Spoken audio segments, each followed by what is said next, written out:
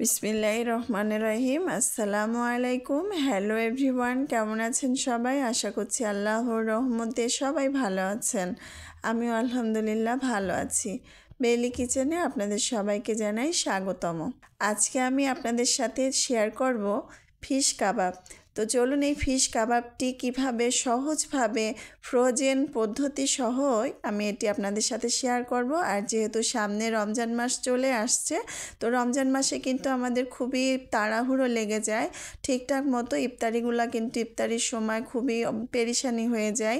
আর এইভাবে যদি ফ্রোজেন করে আমরা ভালোভাবে রেখে দিতে পারি ফ্রিজে, 1 মাস জুড়ে এটা খুব সুন্দরভাবে থাকবে এবং রমজান মাসে ইবাদতটাও কিন্তু ভালোভাবে করে নেওয়া যাবে। তো আমি প্রথমে এখানে মাছ নিয়ে নিয়েছি ফিশ কাবাবটি তৈরি করার জন্য। আমি এখানে রুই মাছটা ব্যবহার করেছি। আপনারা চাইলে যে কোনো বড় সাইজের মাছ দিয়ে কিন্তু এই ফিশ কাবাবটি তৈরি করে নিতে পারেন। তো এখানে মাছগুলো আমি দিয়ে দিয়েছি, আর দেওয়ার পরে এখানে একটা দারুচিনি, তেজপাতা আর 3 থেকে 4 টুকরো লেবু স্লাইস করে নিয়ে দিয়ে দিলাম। এখানে পরিমাণ মতো হলুদ আর লবণ দিয়ে দিলাম। লেবুটা দিলে যে মাছের যে গন্ধটা, এই গন্ধটা কিন্তু একদমই থাকবে না।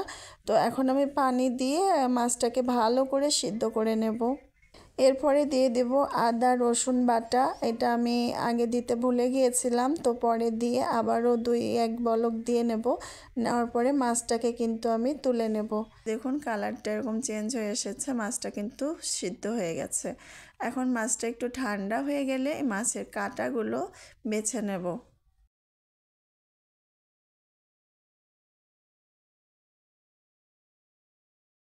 তো কাঁটাগুলো বাছা হয়ে গেছে। এখন আমি এটা সাইডে রেখে কড়াই চুলায় বসিয়ে দিয়েছি, আর এখানে আমি পরিমাণ মতো তেল দিয়ে দিয়েছি। দেওয়ার পরে পেঁয়াজ কুচি, রসুন কুচি, আর এখানে আমি দিয়ে দেব লেবু খোসা সহ কুচি করে রেখেছিলাম, সেটাও আমি দিয়ে দিয়েছি। হাফটা দিয়েছি লেবুর খোসা কুচি করে, আর এখানে দিয়ে দিলাম কাঁচা মরিচ কুচি। দেওয়ার পরে এটাকে আমি ভালো করে একটু নরম করে ভেজে নেব। তো দেখুন ভালো করে নরম করে ভেজে নিয়েছি। নেওয়ার পরে মাছটা আমি ঢেলে দেব। দেওয়ার পরে আবারও আমি এটাকে আবার একটু সুন্দরভাবে ভেজে নেব।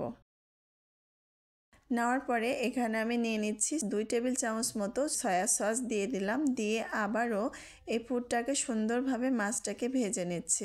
এই যে দেখুন ভাজার পরে কিন্তু একটা সুন্দর একটা ফ্লেভার আসছে, গন্ধটা অদ্ভুত সুন্দর। সত্যি এটা বানানোর পরে এত মজা হয়েছিল, বোঝাই যাচ্ছিল না যেটা এটা ফিশ কাবাব খাচ্ছি না অন্য কাবাব খাচ্ছি। তো হয়ে গেল। হওয়ার পরে আমি এখানে আলু সিদ্ধ করে নিয়েছিলাম, 5-6টা আলু সিদ্ধ করে নিয়ে এটা ম্যাশ করে নিয়েছি আগে থেকেই। নেওয়ার পরে এখন আমি সাইডে মাছটা ঢেলে নেব। নেওয়ার পরে এখানে আমি দিয়ে দেব পাউরুটি গুঁড়ো করে রেখেছিলাম, সেই পাউরুটি গুঁড়োটা দিয়ে দিচ্ছি। দেওয়ার পরে এখানে দিয়ে দেব জিরার গুঁড়ো, দিয়ে দেব গরম মশলার গুঁড়ো, মরিচের গুঁড়া 1/2 চামচ করে এগুলো দিয়ে নিলাম। তারপর পরিমাণ মতো লবণ দিয়ে দিয়েছি। দেওয়ার পরে এখানে আমি ধনিয়ার পাতা কুচি করে রেখেছিলাম, সে ধনিয়ার পাতা দিয়ে এই আলু আর মাছটাকে একসাথে খুব ভালো করে মাখিয়ে নিতে হবে। মাখাটা কিন্তু ভালোভাবে হলে এই মাছের কাবাবটা কিন্তু সুন্দর করে তৈরি করা যাবে।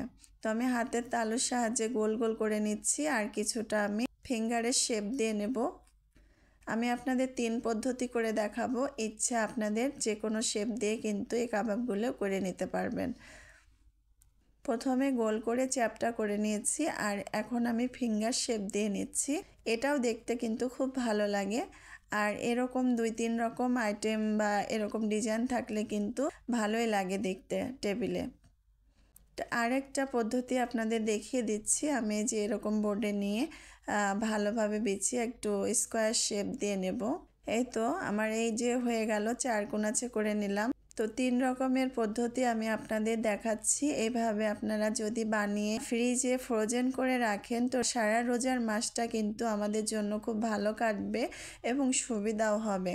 তো এখানে আমি একটা ডিম ফেটিয়ে নিয়েছি, ডিমটা ভালো করে ফেটিয়ে নেব। নেওয়ার পরে ডিমের ভিতর দিয়ে আমি এখন এই বিস্কিটের ভিতরে দিয়ে নেব। টোস্ট বিস্কিটের গুঁড়ো নিয়েছি, আর এই গুঁড়োটা দিয়ে ভালো করে কোট করে নিচ্ছি।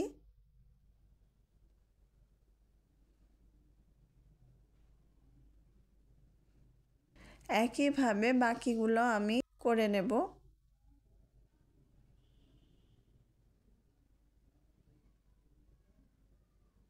এই তো আমার সবগুলো কিন্তু করে নেওয়া হয়ে গেছে। এগুলো আমি ডিপ ফ্রিজে 3 ঘন্টার জন্য সেট হওয়ার জন্য রেখে দেব। এরকম পলিথিন দিয়ে দিয়েছি আমি উপরটায় সুন্দরভাবে, যাতে ফ্রিজের গন্ধটা না লাগে। রমজান মাসে একটু ভাজা পোড়া না থাকলে কিন্তু ভালো লাগে না। আর যেই ঘরে বাচ্চা আছে সেই ঘরে তো মাস্ট এগুলো বানিয়ে রাখতেই হবে, নাইলে কিন্তু বাচ্চারা বায়না করে। আসলে এভাবে রেখে দিলে অনেকটা সুবিধা হয়। সারা দিন রোজার ক্লান্তি শরীরে কিন্তু এগুলো ভাজা পোড়া করা একদমই ভালো লাগে না। তো এই যে দেখুন আমি 3 ঘন্টা পরে কিন্তু ফিরে আসছি। 3 ঘন্টা পরে এই যে এইগুলো সেট হয়ে গেছে। এখন আমি বক্সে করে এগুলো ডিপ ফ্রিজে ফ্রোজেন করব। এইভাবে কিন্তু অনায়াসে 2 মাস রাখা যাবে। এবং এগুলো শুধু রমজান মাসেই নয়, এটা আপনারা বাড়িতে নাস্তা হিসাবে এবং বাচ্চাদের টিফিন হিসাবেও কিন্তু বানিয়ে তৈরি করে তুলে বাচ্চাদের টিফিনও দিলেও খুব ভালো হবে। বাচ্চারা মজা করে তো খাবেই, খুশি হয়ে যাবে। তো এভাবে আমি বক্সে করে ভরে ফ্রোজেন করছি। আশা করছি আজকের এই ভিডিওটি আপনাদের ভালো লেগেছে এবং কাজেও আসবে। তো সবাই ভালো থাকবেন, আর ভালো লাগলে পাশে থাকার অনুরোধ রইল।